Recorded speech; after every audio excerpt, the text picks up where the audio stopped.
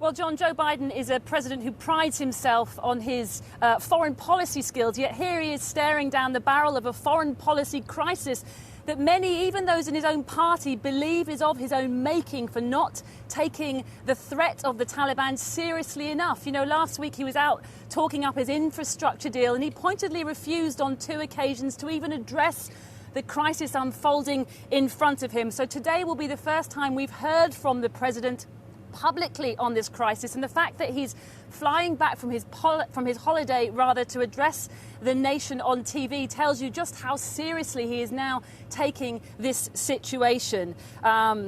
He will address the nation. He's expected not to announce the reversal of his plan to pull troops out of Afghanistan, but he will talk about how he plans to safely evacuate the thousands of Americans and allied Afghans still left inside the country, whether or not he also plans to engage even with the Taliban, and of course how he even managed to allow some of those chaotic, ugly scenes we've all witnessed in the past 24 hours, how he's even managed to allow those to occur in the first place.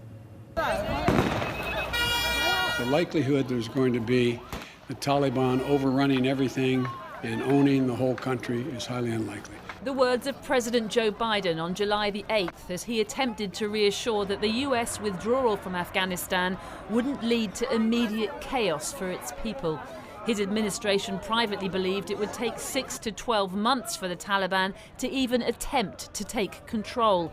In the end, it took just hours.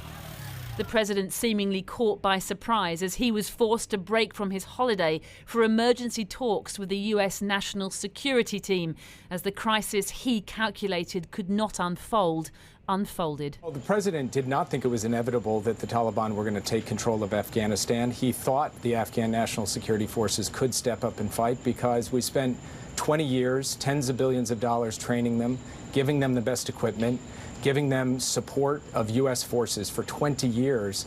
And when push came to shove, they decided not to step up and fight for their country. That's one American way of looking at it. Another is that the US withdrew its troops too quickly, with no proper plan in place for what many saw as the inevitable rise of the Taliban as soon as the American soldiers had departed.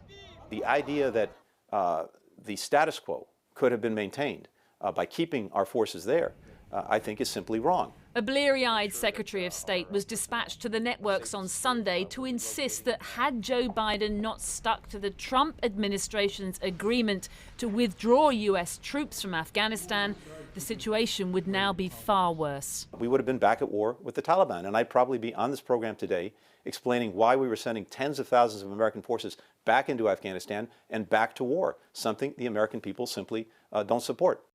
Remember, it was President Trump's Secretary of State Mike Pompeo who hailed a deal with the Taliban for America to leave Afghanistan by May the 1st. President Biden delayed the time frame, yes, but also believed it was time for the US to end its longest war. I'm now the 4th United States president to preside over American troop presence in Afghanistan. 2 Republicans, 2 Democrats.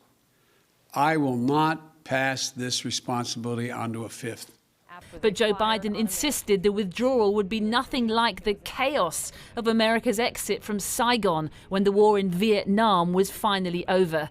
Yet many say that's exactly what's happened.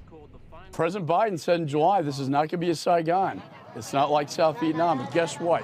We think it's going to be worse than Saigon. When they raised the black flag of Taliban over our United States Embassy, think about that visual.